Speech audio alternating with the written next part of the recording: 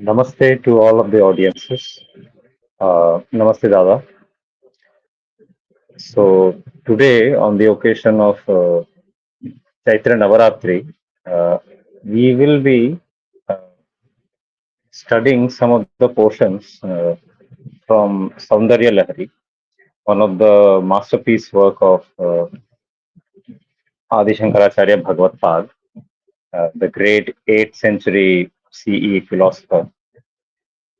And in this, we shall have the help of the commentary on this work by Kanchi Mahaperyava, Sri Chandrasekharendra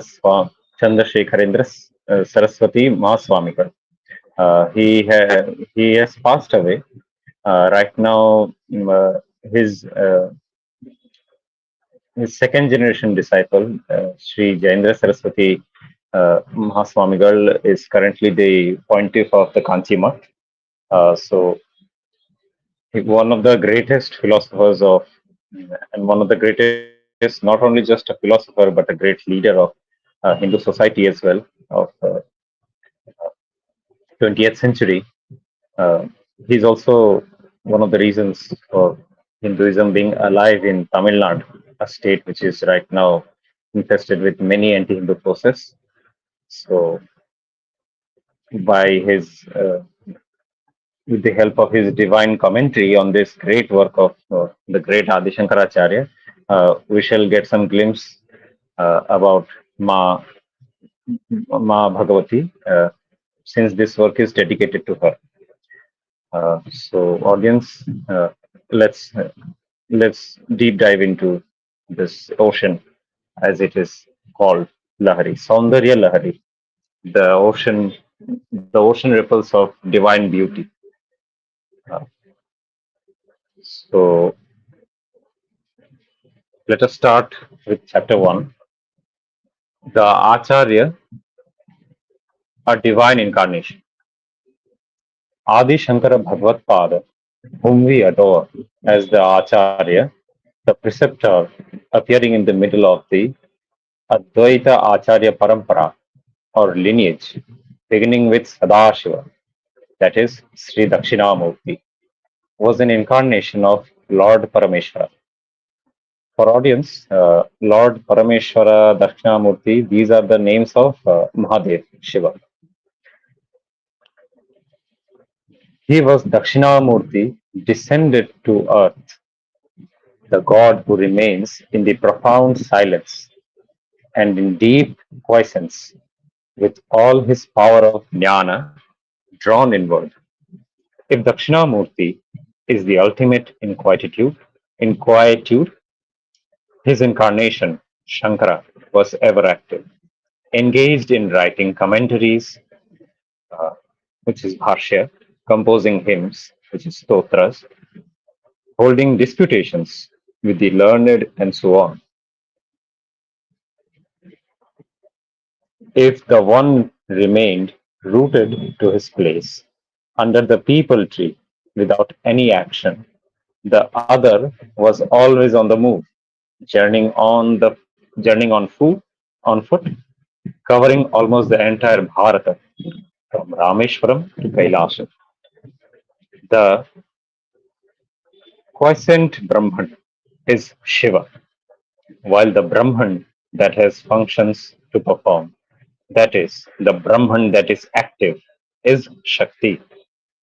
It is through the jnana manifested as energy that the phenomenal world functions. If the Acharya accomplished so much in his brief life, it means that Amba or Madurga Bhagavati, who had been latent in him as the energy of jnana in his original form of Dakshinamurti, now found open expression through him. It follows that he was an incarnation of Ishvara and Amba combined. We speak of mother, father, and preceptor together, Mata, Pita, Guru, don't we? Well, the world mother and the world father fused into one and became incarnate as the world teacher, that is, as Jagat Guru. Shankaracharya. Uh, Dada, would you want to say something on these introductory paras?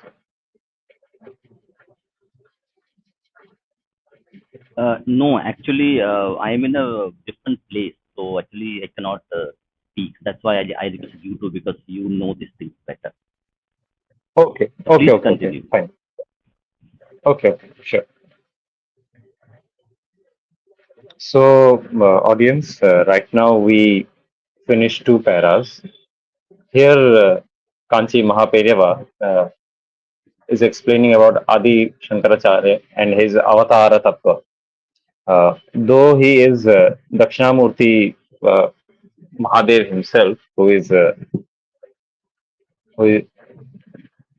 who imparts knowledge through silence, as is the famous Dhyanamurti shloka of Dakshinamurti, which is Mauna Vyakya Prakatita Parabrahma Tattvam Yuvanam, that whole shloka, where the classic iconography is that he is uh, under a people tree and he is in silence, and through that silence he educates all of the Maharishis like Vasishtha, Shuka, etc. So that Dakshinamurti Mahadeva, uh, in his incarnation as Shankara Bhagavad Pada, isn't very silent, as is known to us, since he was so active, uh, as is noted by Kanchi Mahaperiyava, like writing Bhashya Granthas, composing stotras for normal people, especially to engage in devotional activities and to get even the Vedic knowledge as well through those stotras. We shall see that actually while discussing this whole book.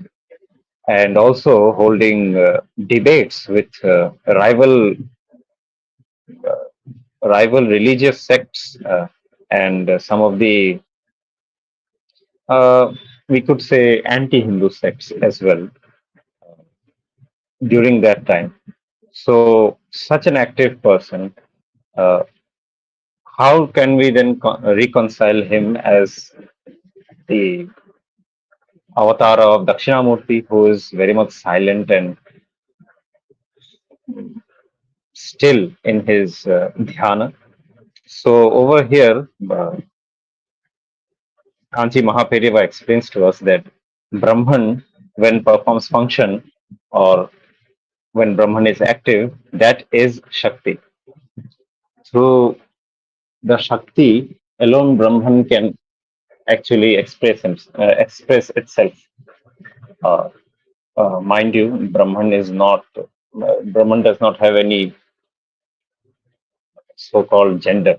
That's a human thing. That's a living being thing on earth. So over here, just as by Shakti, Brahman becomes active, so even in this case, it is through Jnana manifested as energy, as is pointed out by Kanchi Mahaperiyava, that the phenomenal world functions. So Acharya, in his brief lifetime, uh, it is pointed out by Kanchi Mahaperiyava that Amba, or whom we know as Ma Durga, in over in here in Eastern India and elsewhere as well, she is regarded as Shakti, even in the Vedas and other scriptures as well of Brahman. Both Ishvara and Amba, Shakti, combined together in this avatara and manifested in front of us as Adi Guru Shankaracharya. And as he points it out so beautifully, that the world mother and the world father became incarnate as the Jagadguru, Adi Shankaracharya. So let's continue further.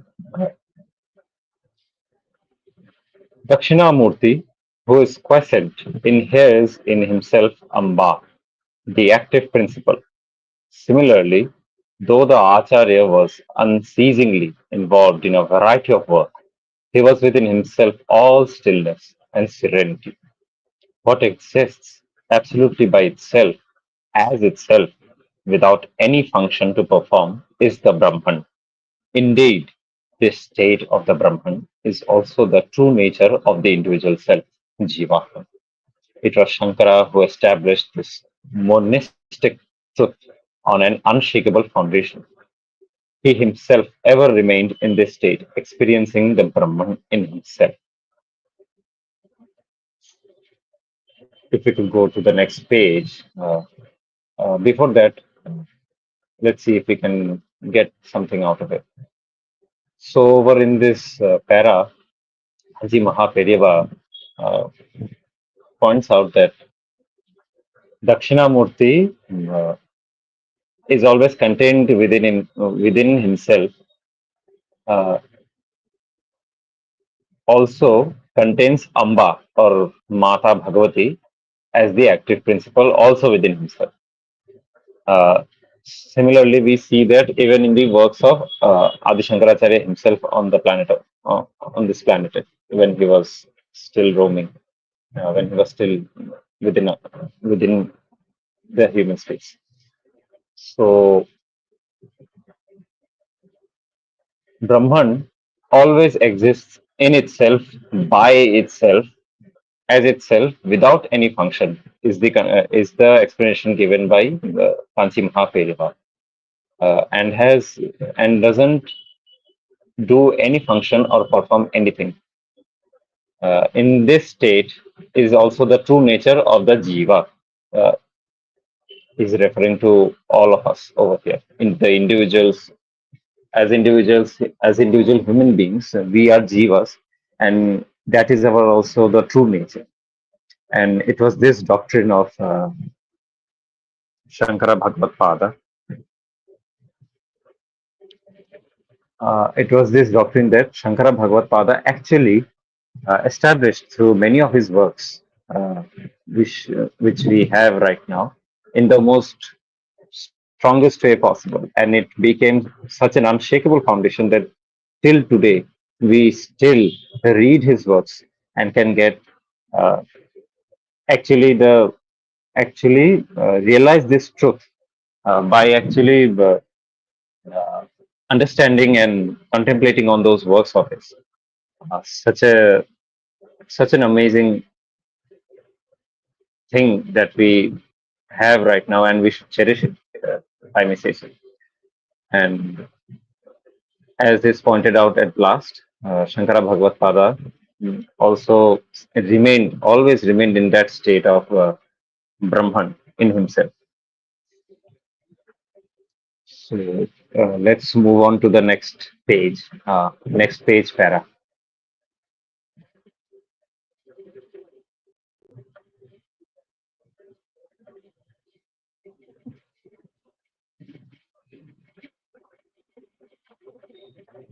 Since he was born a mortal, he did much in the manner of a mortal, all the while remaining inwardly in his true state of the Brahman. In a dramatic performance, a person has to enact the role assigned to him or her and never reveal his or her true self. A millionaire acting as a Kuchela has to appear in rags. By the way, Kuchela, if I'm not mistaken, is the name given to Sudama. That's the name which is used even in Bhagavatam, if I'm not wrong. A millionaire acting as Kuchela has to appear in rags. However, moving he fills his role. He knows that in reality he is not a poor man. Divine incarnations are to be understood in the same way. They are actors in this cosmic drama of ours. Inwardly, they are never forgetful of their real selves, but outwardly, they act as if they have forgotten them, conducting themselves as they do like humans. It is for this reason that we describe divine incarnations like Krishna Paramatman as Maya Manusha, Leela Manusha Vigraha, and Kapatanataka Vesha. Rama was an avatar of Mahavishnu. But when Ravana abducted Sita, he gave way to grief. Like an ordinary mortal, he kept inconsolably when Lakshmana fainted on the battlefield in Lanka. So over here, audience, we can see another explanation given by the great Mahaperiyava on what an avatara is and how he is to be understood by us.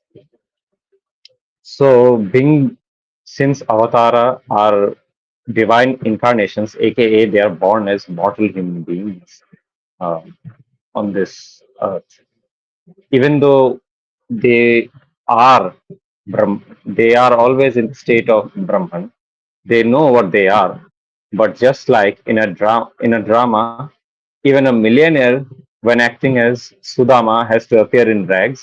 So is the case with the divine incarnations as well. In reality, just as the millionaire is not a poor man, but he acts as such in this drama. Similarly, divine incarnations in this cosmic drama of ours, they too act as the actors. Inwardly, they never ever forget that they are Ishvara, they are the Paramatman.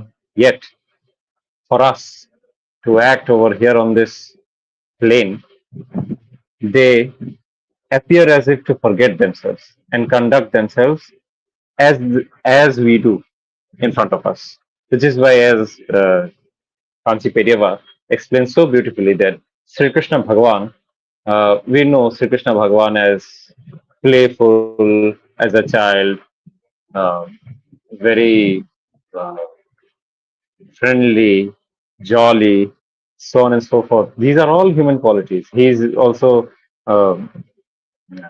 a problematic child for his parents as well, always involved in some of the other activities which always angers his mother.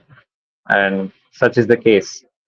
He's also later on we get to know him as a politician and an administrator, a great husband, a great father, and so on and so forth. He is therefore referred to as Maya Manusha, Leela Manusha Vigraha. Leela is the word for the cosmic play of Ishvara. Maya is another name for Shakti. So Maya Manusha, Leela Manusha Vigraha. Vigraha is another name for form, which is why when we do what so-called uh, certain ideologists call our way of worshipping as idol worship, we actually do Vigraha Upasana. So that's the word we actually use, Vigraha or form. So Leela Mamsha Vigraha and Kapata Nataka Vesha. Kapata Nataka. So he appears uh, in a very shrewd way, if you could say so. Kapata Nataka. He acts in a very shrewd way, and uh, that's the form that he has taken. Rama, as an avatar, he gave way to grief. He couldn't he couldn't at all stay calm when Masita was abducted. Same is the case when Lakshmana fainted on the battlefield as well. He cried at that time as well. So what's with all of this? Well, that is the case with Ishvara Avatara. They act as human beings always in front of us, since they hold the vigraha of Manusha at the end of the day. So they act as such. That is the whole secret of Avatar. What a beautiful way to explain this. So let's get into the next para, I guess. Welcome, Abhay.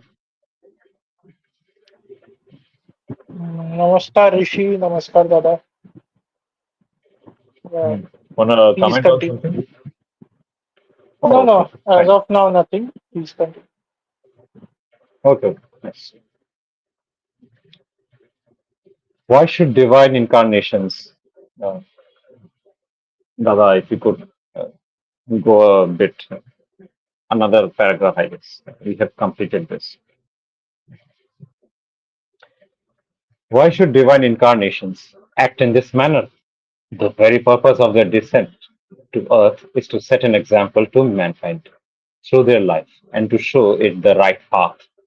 Human beings have to advance step by step to reach the goal of fullness, and they have to do so mindful of their limitations, and without going violently against nature. Very important line. Human beings have to advance step by step to reach the goal of fullness, and they have to do so mindful of their limitations and without going violently against nature. It is to show them, that is, man trapped in their natural urges and suffering on account of the same, how they can achieve their goal, to encourage them in their efforts and to instill in them confidence that the divine incarnations live and act like mortals. So, over here in this para, there is a contention which is uh, taken up by Mahaperiva that why do these avatars act in this manner? Well, I mean, why do they have to act like a human being at the end of the day? So he explains it as the very purpose of their incarnation itself is to guide human beings through their life and to show the right path. And it is to guide human beings so in such a way that they go step by step to achieve the main, the last purushartha. I mean, all of the four purusharthas are to be achieved on the right path, but those right paths are shown by these avatars, and they are in a step by step manner. And this goal of fullness of the Chaturvarga Purushartha Prapti, which is Dharma, Artha, Kama, Moksha, fulfilling all of these four has to be done in a step by step way and in keeping up with the limitations of a human body and the natural urges that we have, and never ever going violently against nature, because that is very much suicidal, as we see in even modern life, that many of the so-called many practitioners even in modern life suddenly want to go all spiritual and gung-ho and want to become all dharmic and want to attain the fourth purushartha, the moksha, but they never go through the step-by-step formation, which is shown by all of our avatars through Ramayana and Mahabharata especially, and from the lives of Adi Shankaracharya and others as well. But they go straight up to the final goal. And as we see, they never really reach their final goal. They never even attain anything. And they, just by going violently against nature, totally finish themselves. So, this is what avatars are supposed to guide us towards. Uh, to achieve the goal, but to keep in mind the limitations that we have. So, therefore, going through step by step manner. Uh, Abhay, would you like to comment on this? Yeah, I mean, I'm not commenting on it from a spiritual perspective, but there is I think it's an interesting take to have.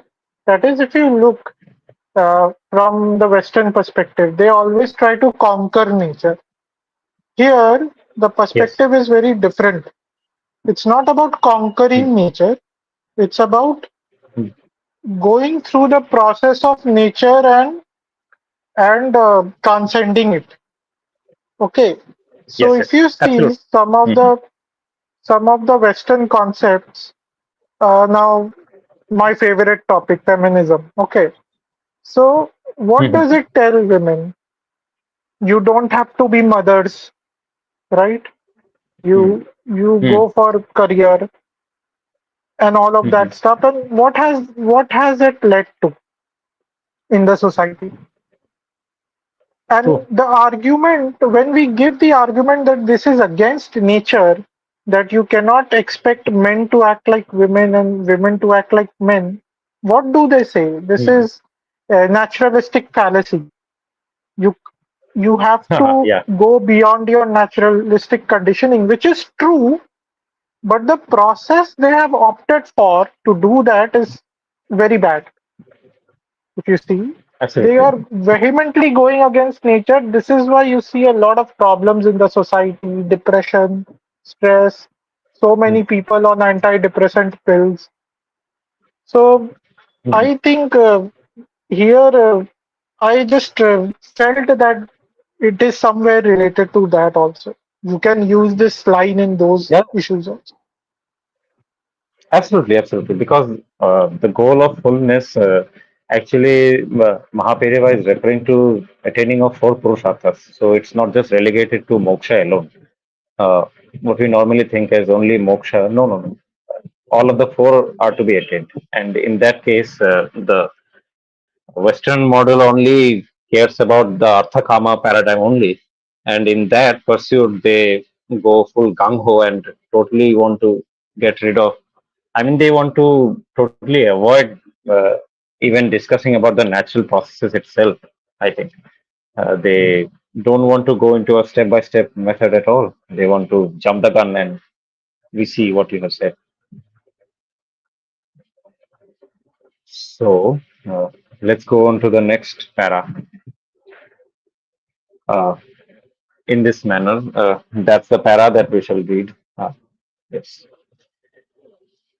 In this manner, the Acharya also adopted the disguise of a mortal. He descended to earth to make mankind aware of the state of jnana, in which the entire universe will become naught, and in which the mind will vanish without any trace of its existence. He took birth on this earth only to impart to humanity knowledge of the Advaitic Brahman, the one without a second. In order to be in accord with human nature, he accepted the world and the mind as if they were real, but at the same time cut out a path for people to be taken step by step to the state in which these, the world and the mind, would cease to be. Uh, I think for the audience, this is a very really pretty much easier paragraph to understand. Over here, we see Mahapereva explaining at the end how Acharya actually fulfilled this whole avatara concept itself, that he took the disguise of a mortal and he guided us towards this state of jnana, of Advaitic Brahman, where the entire universe will become naught and in which the mind will vanish. So over here, he's talking about the famous shloka of Adi Shankaracharya, which in the translation has not been quoted, but let me quote that. It's from Tattvopadesha, if I'm not mistaken, of Adi Shankaracharya. Oh no, no, it's from Brahmanubhuti. श्लोकार्धेन प्रवक्ष्यामि यदुक्तं ग्रन्थकोटिभिः ब्रह्म सत्यं जगन्मिथ्या जीवो ब्रह्मैव नापरः. Uh, Bhagavad himself says it. Uh, it only requires a half verse to summarize the final doctrine of many texts, many shastras, which is Brahman alone is real, Jagat, the universe, which also includes the mind and everything, is mithya, unreal. It's not really false. That cannot be that is not the actual translation of the word mithya. Mithya means unreal. It shall be discussed in a more deeper way in the text, in the main text itself. So let's not just jump into that. So in this, So, yes. sorry, you were explaining. Please go on. Oh no no, I was just gonna finish it by saying that Mahapereva is saying that uh, Bhagavad actually took birth to explain this very concept to humanity of Advaita Brahman, the Ekameva Advitiya, which is translated over here beautifully as the one without a second, one alone. It's not about one's Brahman and the world. It's not. That's the confusion many people have over in India, even within the modern audiences. Let me be clear. This is not the meaning. The meaning is one without a second. That only one Brahman exists. That this is where world, mind, everything appears. Human beings, animals, everything appears in this very one Brahman. So that is the concept. That is the doctrine which Bhagavad Pada taught us. Even over here, Bhagavad Pada explains, Bhagavad Pada's mission is explained in a way that he accepted the mind and human nature and the world as real, but at the same time, he taught us the path which, in a step by step way, at the end, would teach us how can we do laya of both the jagat and the manas together. Yes, Abhay, you want to say something? Uh, yeah. So I was saying uh, Hmm, here the word used hmm. for real, I guess, is satya or satyam, if I'm Yes, not wrong. yes, And yes, yes. if I am not wrong, satya has to do more with permanence, isn't it? And less with. I mean, it does have to do with truth also, but uh, the concept is that it is constant. It never changes. Whatever is satya, Absolutely it doesn't change. While the mithya is not brilliant. actually untrue, or it's not like it does not exist, but it keeps changing. Therefore, it's not satya. If I Beautiful. am You not have wrong, actually, absolutely, you have absolutely, you have hit the bullseye. This is a very crucial concept that many people in India have totally boxed it up. Uh, some of the sects, I will not name them, they do it every time while attacking Advaita Siddhanta. So Satyam is traditionally defined as Trikalabadhitam Satyam, that which is always constant in all three states of being, like past, present, and future. That which is always there, that is Satyam. And that only can be applicable to Brahman itself, nothing else. Nothing in the world, nothing that we see, nothing that we come across can ever be that Satyam, ever. And which is why you have correctly pointed out that it is constant. Uh, the word truth, it has some, uh, let's just say, a very contextual meaning in a certain background, since it came from a Western vocabulary, right? So it has certain meanings geared towards a certain religion as well. So we shall we shall not address that too much. But yeah, also the concept of mithya, that's so true. It is changing. That's the whole point. The changing. Another word for mithya actually is maya. Uh, that which uh, yasa maya. That's one of the etymology also, if I remember. Maybe I'm mistaken. Ya ma. So that which does not appear as it is. This is the whole point of Maya. That is also case with Mithya. So things though may see to be seem to be at one time in a certain form and function, but later on or even in the past, it wasn't as such. So that's the whole thing, and you have explained it beautifully. Okay. so I Uh, have a few questions regarding this book. Uh, One yes. is, I think Adi Shankaracharya had written it in a shloka form in Sanskrit, right? And Yes.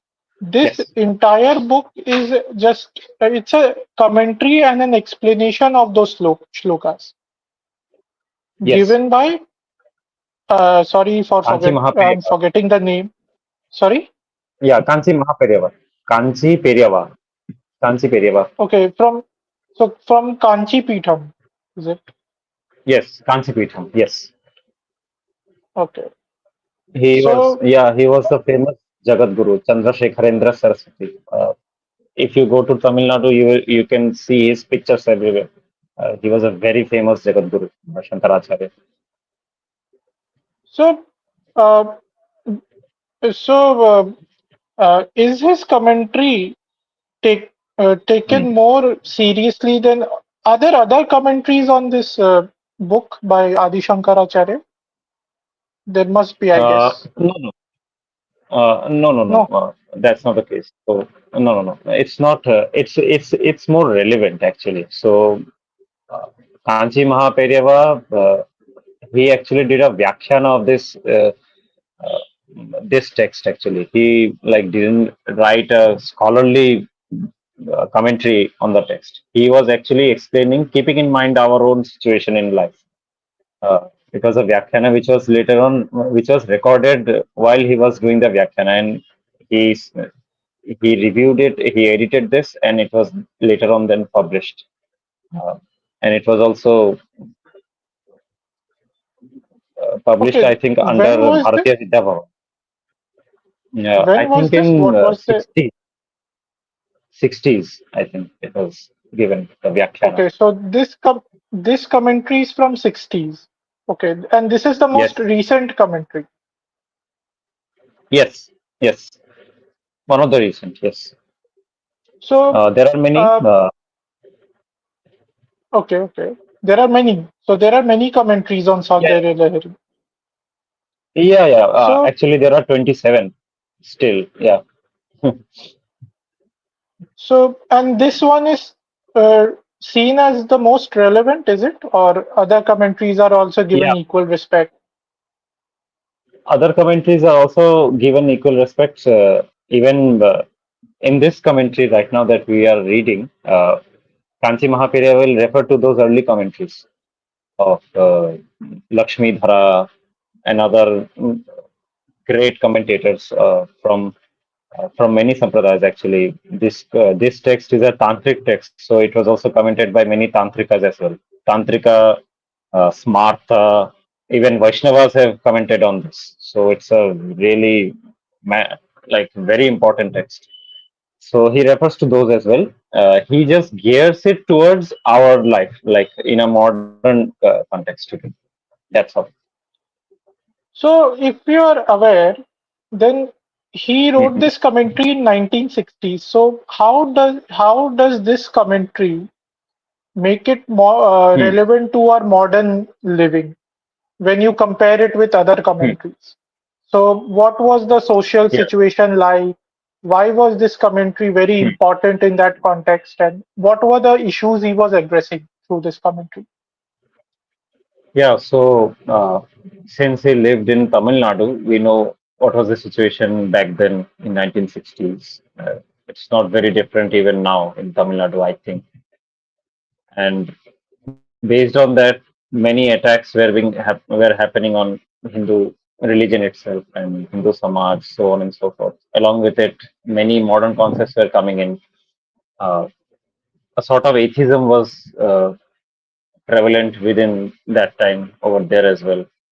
So, addressing all of those issues, I think those issues are still remaining in our Samaj till today. We have not yet been able to, let's say, drive them out to their peripheries. So, this commentary becomes very essential because one of the things of this commentary is that it is very easy. It is totally geared for modern people and it is totally geared towards easier understanding of this very complex text, which was coming. I mean, the volume of commentaries which was given on this text is 27 right now. We may have many more, so we can guess how important this text is and how, like, if anyone gets to read the Sanskrit commentaries of Lakshmi Dhara, it is so terse and so difficult to even understand by major Sanskrit scholars. Uh, Given that is the case, Kanchi Mahaperyava's Vyakhyana on this is a boon, for us, and especially in understanding Ma Durga, Ma Shakti, especially.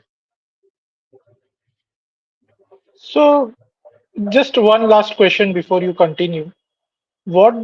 Absolutely. What is it about Saundarya Lahari which makes it such an important text? Uh, I think there have been so many texts written by Adi Shankaracharya. He's written copious amount of literature on Yes. spirituality, on Vedanta. But Mhm. what is the speciality of Saundarya Lahari that it is? one of the most popular texts when it comes to Vedanta or works by Adi Shankaracharya. Yes. So many of the texts that we know of Adi Shankaracharya, some compartmentalize them as like polemic, polemical, or logical treatises, so on and so forth. Some are stotras or poems, uh, such is the case. Some are instructions like Tattvopadesha and so on. These texts are instructions. Some texts are on mm, guiding how a ruler should rule, even. There are texts as such. There are texts on morality, ethics as well. Of his. This text, Saundarya Lahari, is a text on Tantra. This is a text which helps us in doing upasana, daily upasana of Ma Durga. This is a text which is categorized under Mantra Shastra as well.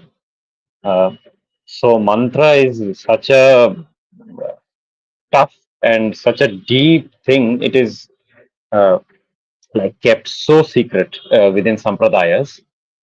Bhagavad Pad actually brought those secrets out in such a way that it is accessible to all.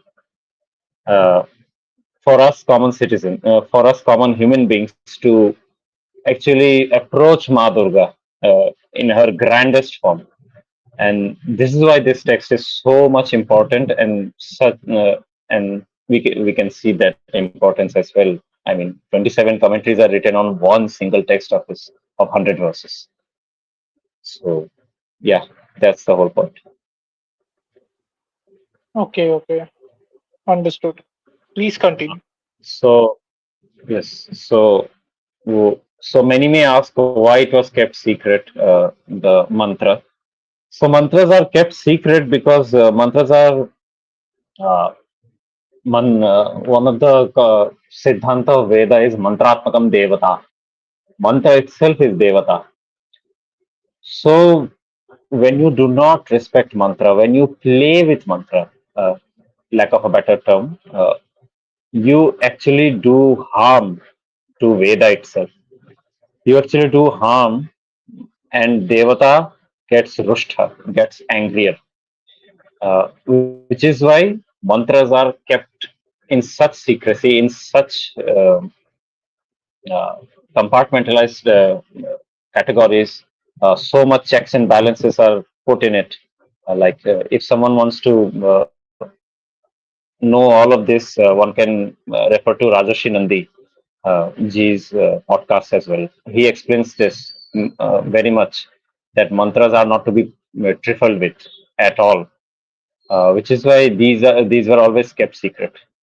I mean, uh, we shall, I think, see in this text as well, in Saundarya Lahari, Kansi Peryava might explain the whole incident on how it was authored by Shankaracharya himself.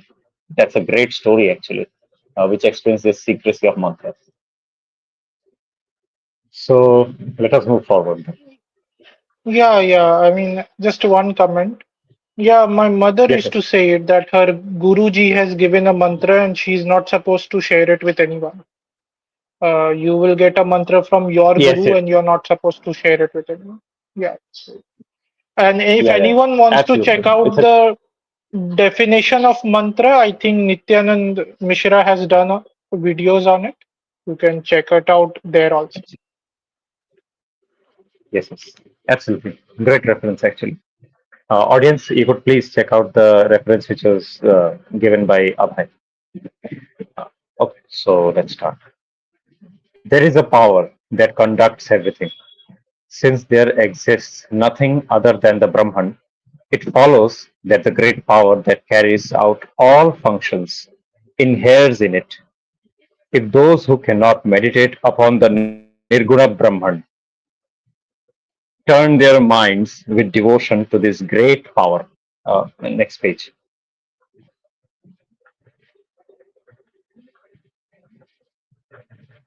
Mm, Next page.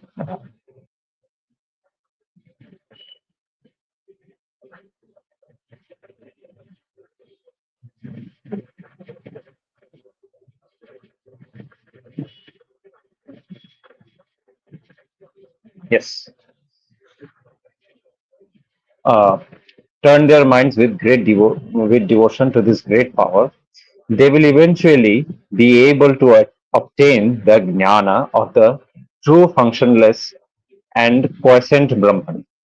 Since the Brahman that conducts the affairs of the world itself blesses them with this jnana, our Acharya showed people the path of bhakti or devotion as a prelude to the path of jnana.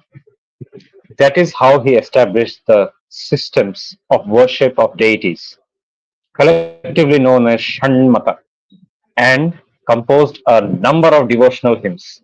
He also went on pilgrimage to sacred places in every nook and corner of the land, installed yantras in some temples, and laid down rules to be followed in a number of shrines for the conduct of puja and other rituals. So, with this, we end the first chapter. Actually, so let's discuss this para. Over here, Kanchi Mahaperyava speaks about Shakti basically, and how devotion actually leads us to jnana of this Advaita Brahman or the Advaita Siddhanta itself. There is something crucial which is pointed out by Kanchi Mahaperyava. So,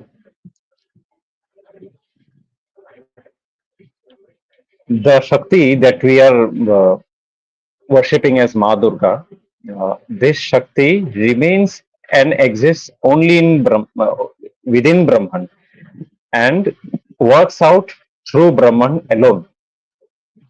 Uh, so, with that, those who cannot meditate on the Nirguna Brahman, this is the discussion which Kanchi Mahaperyava takes us. So, with this, I think we should go to one of the references which I think is crucial in this case. So, this I shall point out.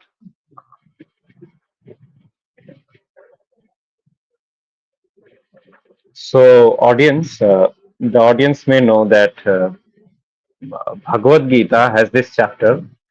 Uh, this chapter is called as Bhakti Yoga. It's the 12th chapter, actually.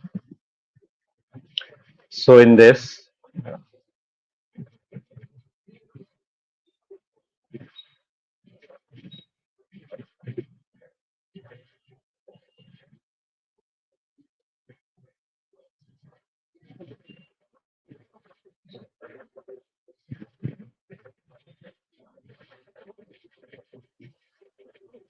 By the time he opens the link, I have a question.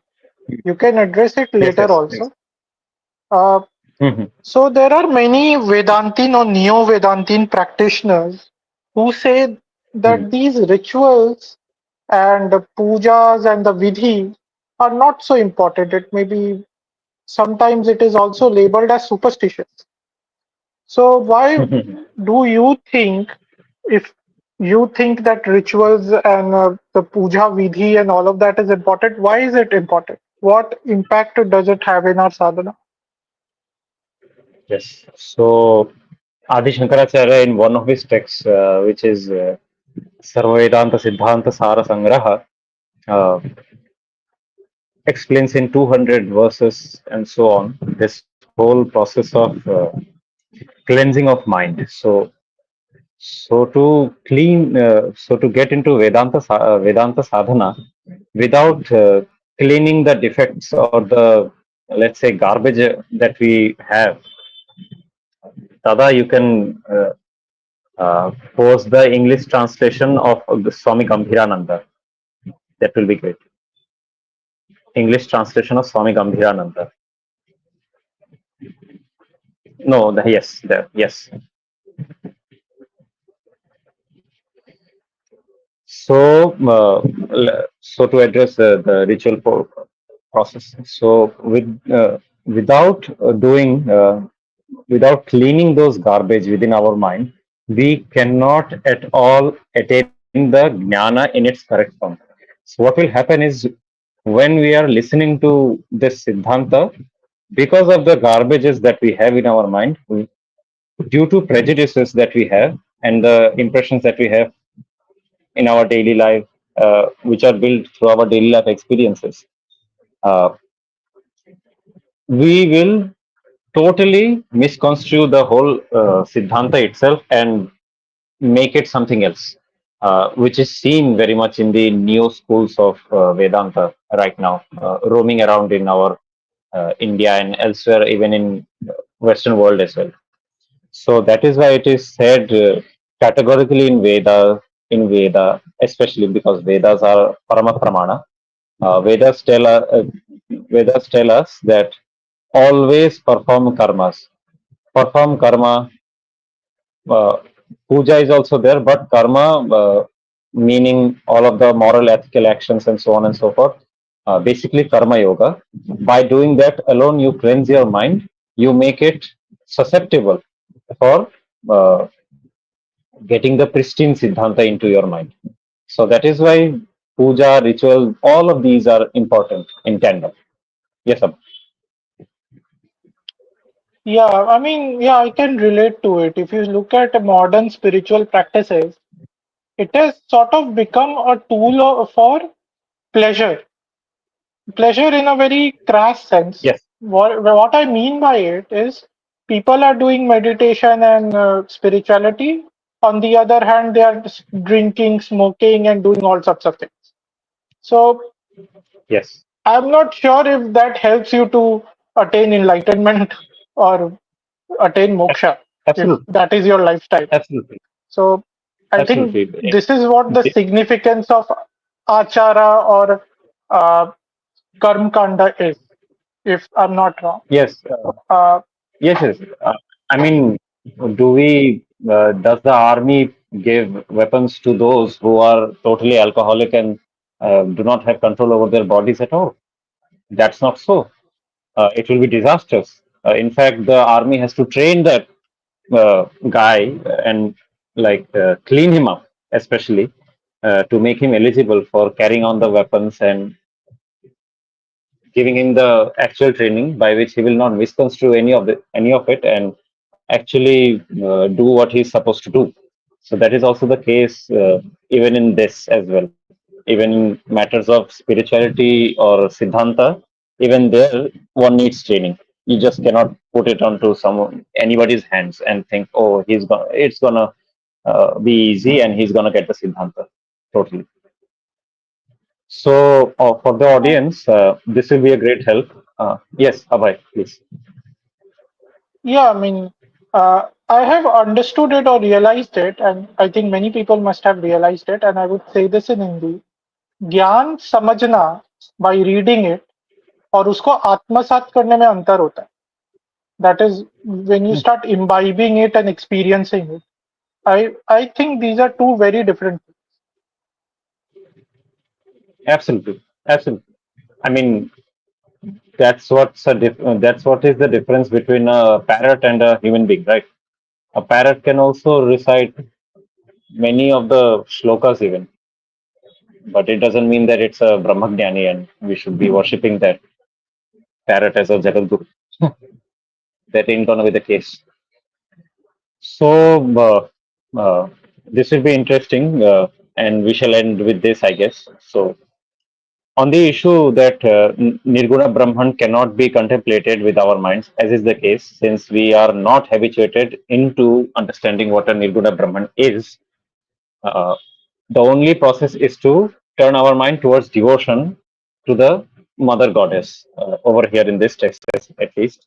But this Siddhanta is beautifully explained in Bhagavad Gita. So, in the second chapter,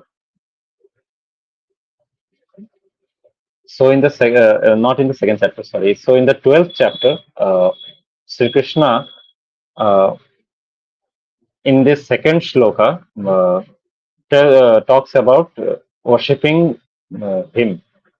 So over here, Arjuna says, categorically, this question is posed unto Bhagavan, that those devotees who being thus ever dedicated meditate on you, and those again who meditate on the immutable, the unmanifested of them. So here, immutable, unmanifested refers to Nirguna Brahman. Who are the best experiencers of yoga? Here, yoga means samadhi. So Bhagavan Sri Krishna in the next shloka answers this. Bhagavan answers that it is actually the latter, the one who does devotion, and not the one. Sorry, the former. Uh, the one who does devotion to him or his form, does puja and ritual, they attend samadhi faster, and not the ones who directly go into the unmanifested form or the nirguna brahman. Why? He also answers this, that we are not habituated into even contemplating or even imagining something like a nirguna brahman, because it is not at all possible for us to contemplate, because it is not at all in the gamut of our pramanas at all. We do not have any experience of such a thing. So how can we even contemplate on something which we have no experience at all? Therefore, devotional practices, pujas, rituals are so important, because those are based on natural limitations of us human beings. Bhagavan takes avatar, gives us puja manuals, gives us the rituals, so on and so forth, so as to cater to our natural urges, and then through step by step process, we can then cleanse ourselves of our garbages in our mind, and then alone we can get the actual Siddhanta of Nirguna Brahman.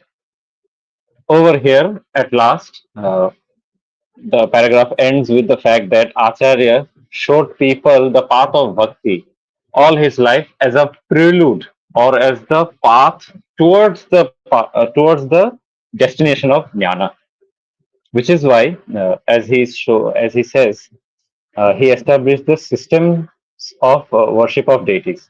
Dada, you can bring the early page, the notes and references page. So over here we see that Kanchi Mahaperiyava is explaining how he established the systems of worship of deities, collectively known as Shanmata. So Shanmata means six systems. So what are those six systems? Those six systems are worshipping of six deities. So what are those deities? One is Narayana, one is Mahashakti. Today, whose text we are gonna refer to Mahashakti. Uh, the third is Mahadeva. The fourth is Ganesha, Gananayaka, Ganapati. The fifth is Kartikeya, Skandaswami or Subramanya. And the sixth is Surya Bhagavan, Aditya. These six are the six systems, the Shanmata, which was established by Bhagavad Pada Shankaracharya as systems of worship of deities. On all of these six, Bhagavan Shankaracharya has given manuals on how to worship them. There are stotras, there are worshipping manuals on all of these six deities. And numbers and dozens of devotional works were produced by him in his lifetime. Uh, for Skanda Swami, we have the Subramanya Bhujangam. For Mahashakti, we have Bhavani Bhujangam, Saundarya Lahari. Uh, for Mahadeva, we have Shivananda Lahari, Shiva Bhujangam, uh, and Shiva Namavali, so on and so forth. And for Narayana, we have uh, uh, Hari Mide Stuti. Uh, we have the Stotra of Govindashtaka, so on and so forth. These are the examples we have, and countless are there. For Gananayaka, we have the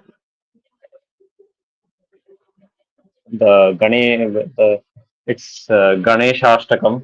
It's in the Tandava Stotra Chanda of Panchachamaram. It's a great stuti which is recited in Maharashtra, especially, given there is the dominance of Ganapatya Sampradaya. Uh, so, in all his pilgrimages to every sacred places, he went all those places, uh, installed yantras. Not just yantras, he also installed deities. So, in some of the cases, the deities had been uh, hidden due to many attacks and so on and so forth during Hunnic invasions and so on. One of the famous cases is of Badrinath, Badrinarayana. He was in the hot springs. He was hidden in the hot springs. Bhagavad Pada himself enters the hot spring, brings him out, and that's the Vigraha which we see today in Badrikashrama, in Badrinath, the Narayana who is worshipped over there. That's the Vigraha which was brought out by Bhagwan. Same is the case in Jagannath Puri as well. Due to Buddhists, the Jagannath Daru Vigraha was hidden as well. He brought it out again, established it, so on and so forth. So, with this, we end the chapter. Now, let's go through the notes and references. Uh, just Yes, yes, okay. Please go Abhay, on with please. the notes and references. Then I will ask the question. Go. Okay, okay. So, over here in the notes, we see the we here refers to those who belong to the school of Advaita or non-dualism. Okay, so he is referring to one of the statements in the previous paragraphs where he designated the we. Uh, so the designation was for the Smarta or the Advaitins. Uh, on Dakshinamurti, as he explains over here, it's a form of Shiva. He's the Adi Guru. That's the Dakshinamurti form. Uh, the the works which were referred to in the paragraph, in the third, we see that Kanchi Mahaperiyava is explaining. Those are the commentaries, the bhashyas, and the prakarana granthas, uh, such as the bhashyas on Upanishad, Bhagavad Gita, and Brahma Sutra, the Prasthanatraya. Those are the main principal works. And after that, we have the prakarana works like Atma Bodha, Tattva Bodha, and so on and so forth. See, we can get to see Saundarya Lahari is among the Acharya's longest devotional hymns. Another is Shivananda Lahari as well. More than 80 stotras or hymns, but all of them cannot be claimed to have been authored by him. That's one of the opinions. It is being given. Uh, uh, there are many texts which are given colophons of his, but those texts and the stotras are not really by him. It is known to the sampradaya. So prakarana here in the reference prakarana has been explained. The two of them have been mentioned, the most famous ones, the Viveka Chudamani and the Upadesh Sahasri. Yes, and as I was correct, Sudama in north is known as Kuchela in south. Uh, and these names particularly apply to Krishna and suggest how divine incarnations is. So the Maya Vigraha and Leela Vigraha and Kutilanataka Vesha, these are the various names which are given to Sri Krishna. Yes, Abhay, please. You wanted to say something? So after this question, we can go on to the audience question also. But let me ask. Yes, yes, please. So you Mhm. said that karma kanda and rituals and all these things, karma Mm, kandam rituals and mm. the acharas, the puja is a cleansing Mm. process, right? So Yes, is there yes. any text which talks Mm. about the entire process of cleansing and how does it cleanse us? In the sense, I'm giving a Beautiful. very crude example. Uh, that Hmm. is there is an achara where we pour milk on the Shivalingam, right? So how does it cleanse us? What aspect of our consciousness does it cleanse? Is there any such detailed treatise or something on these things? Yes, yes, yes, yes, there is actually. So it's a very tough text, and mind you, and also to the audiences, please, please, please, never read this text by yourself. Please consult a guru. Always consult a guru. Never ever try doing this whole experiment of trying to attain jnana by self-studying. You cannot gain jnana by self-studying, just as you cannot uh, gain swimming skills by self practice. You cannot. You need an instructor over here as well. So yes, Abhay, there is a text. It's a very tough text. It is a text authored by Shankaracharya's Shishya, one of the Pradhana Shishya, the first Jagat Guru of Sringeri Mutt, Sureshwaracharya. That text is called Nashkarmya Siddhi. In that text, he details all of these process, how karma kanda, and not just karma kanda, he takes in all vidhi nishedas as well. So all of the ethical uh, commands that we have of satya, ahimsa, all of those, along with it, karma kanda, puja, everything.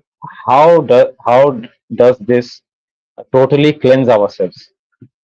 This is explained in the deepest form in the text. That's the toughest text. But for common people, but also through Guru's help, one can actually study the text of Shankaracharya himself, that is Sarva Vedanta Siddhanta Sara Sangraha. That text that text is, I think, 1,000 verses in that text. So in that text, if I'm not mistaken, so in that text, around 200 verses are only upon how sadhana chatushtaya sampanna, or how the four kinds of qualities which are required for all Vedantin students, how can one attain that? That whole process is explained by Bhagavad Pada Shankaracharya. It is one of the best expositions on how karma kanda, how puja, vidhi, nisheda, ethical exercises, the yama niyama of yoga, all of these, how these cleanses us of our prejudices and so on and so forth, and actually make us eligible for the Vedanta Siddhanta. These are explained in these texts, these two texts primarily. There are others in the Bhashyas also, he has explained it. Many other texts, smaller texts also, like Sadhana Panchakam, that's his last text. Over there also, we have some of the best commentaries explaining this process. Yes, Abhay. So, in today's terms, maybe I would be accused of anachronism. Uh, don't you Oh, think it is somewhat uh, a psychological text also, that if you do this, it impacts your consciousness in this way? This is how you get cleansed. I'm not saying it that is very. it's not beyond psychology, but if you look at it from psychological perspective also, to some extent, I think in the initial stages, uh, does it have to do something with psychology also? Yes, it does actually. It addresses those issues very much so. Uh, One of the best things which Bhagavad Path Shankaracharya did was to comment on Bhagavad Gita. So, in one of the verses, one of the famous two verses from third chapter, Karma Yoga, Sri Krishna actually explains this whole process of how, like, people get into vices, into all sorts of dangerous activities, or let's just say, for Indian word, papa karma. How do people get into papa karma? That two verse are like the crushed jewel of psychology, Indian psychological thought. On those, Bhagavad Path Shankaracharya and his whole tradition has given a very lengthy commentary on this whole psychological process and how to cleanse it as well. So yeah, even in the Karma Yoga itself, this shloka comes. So uh, Absolutely, you have addressed the point beautifully. It does involve the psychological processes as well, and it addresses that. Okay, so this is in Bhagavad Gita that Sri Krishna talked about, right? Bhagavad Yes, Gita, yes, yes, yes, the two verses you talked about. Eh, Which yes, yes, chapter, yes. if you can In give the Karma Yoga. reference? Yes, Okay, yes. in Karma. In chapter Okay. 3, Karma Yoga. Yeah, it's. Let me remember the verse. It's on Kama Krodha. Kama Krodha. It's that verse. It's a very important verse, and it has a very lengthy commentary of every acharya of the sampradaya itself. So starting from Shankaracharya, Anandagiri, so on and so forth, all have explained this in great detail. How does this happen? Yes. Yeah, So that's quite interesting. So we yeah. can go on to audience questions if you want. Um, Yes, yes, Dada, yes, if yes. you want, you can Absolutely. highlight those questions as well. Yep. Yes, yes, yes. So meditation is cool. Okay, Shekhar. It's done for mimetic behavior, not for spiritual enlightenment or moksha. They have reduced meditation to breathing techniques. Absolutely, absolutely true. It is more about physical, I think, physical stress. It's an outlet for stress release right now. All of, I mean, it's a disease in Western mind right now to always divorce anything from its original source and to always repackage it in a way which is conducive to their own materialistic urges. Always that is the case. Yoga had a yoga with its whole process geared towards something where the asanas are supposed to be about controlling your body. At the end of the day, when you get into meditation, you just don't start becoming start moving all around and this is paining me and so on and Yeah, so forth. uh, for not these becoming process fidgety. asanas yeah, absolutely. Yes. Oh, beautiful. Not becoming fidgety, as Abhay said. These asanas were constructed be- to avoid that situation. It was not to. Uh, it was not to project your body shapes and so on and so forth. But everything gets boxed up in Western parlance, I guess.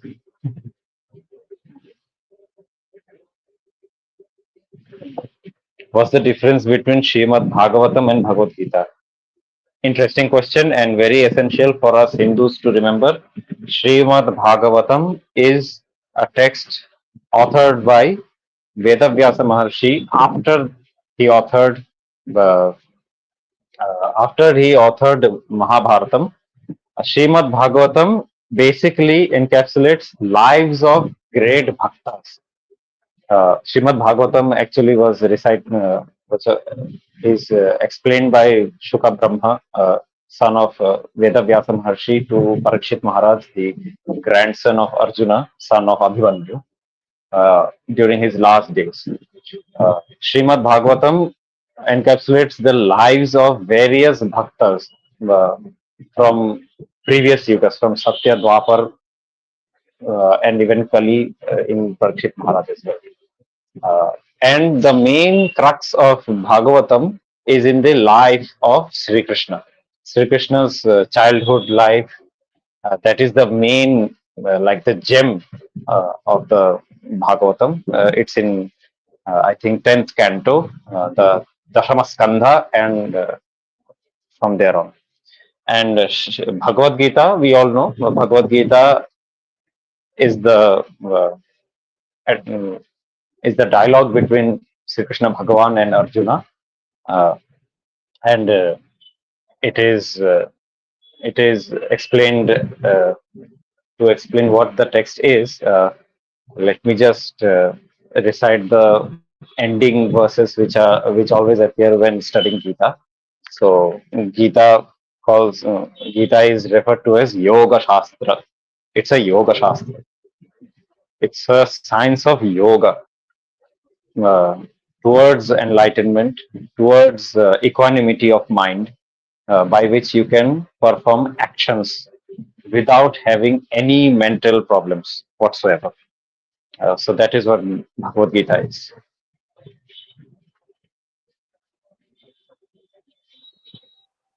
So Okay, yeah, Abhay, please ask just a question. just one question to end with. So Mhm. uh, we you just talked about how the West is divorcing our spiritual practices from spirituality and appropriating it, or as Rajiv Malhotra says, digesting it, right? So, for Mhm. example, Mhm. meditation. So, Mhm. do you think, as per your knowledge, that Mhm. digesting, and I'm talking about in personal sense, I'm not talking about culture here, okay? So, Okay, digesting okay. these spiritual practices can be harmful to your personal health, or it is just about limiting the benefits of spirituality uh, that following the full path uh, accrues. Let's say. So, does it harm to digest these practices? I'm not talking about harm to culture, but personal. I think personally it does harm the practitioner themselves. So we see that whatever they do in the name of so-called yoga, at the end of the day, it totally botches up the whole. Since the whole perspective is botched up, at the end, all sorts of nonsense come out of it. And at the end they also leave it and do not practice it at all. We get to see that, like right, like many of the so-called Westerners, when started with yoga without understanding what the basis behind it, they went on with the trend, and later on they just give it up because they start having problems later on, mental problems especially. I don't know if I could explain much more on this because yoga is a very tough topic, and it requires someone who has practicing years of practicing in this whole discipline. So, but I have heard that those who do not do it as per the how Sampradaya taught it, since it's a Divya Shastra, uh, if you do not do it in the way it is supposed to be done, it eventually just harms you at the end of the day. Okay. Thank you, Rishi. Today was a very good session. Got to learn a lot from you. Thank you, Dada, for Oh, thank having you. me as well in this session. Was a very fruitful one. Okay, okay, okay, okay. So, audience, thank you so much for listening to us. Thank you, Abhay. Thank you, Dada. Thank you also for um, allowing me to explain this first chapter. In coming days, we may have to discuss many more, since from the second chapter itself, the main text shall start. So, uh, guys, stay tuned for further episodes. Uh, Thank you, Dada. Thank you so much.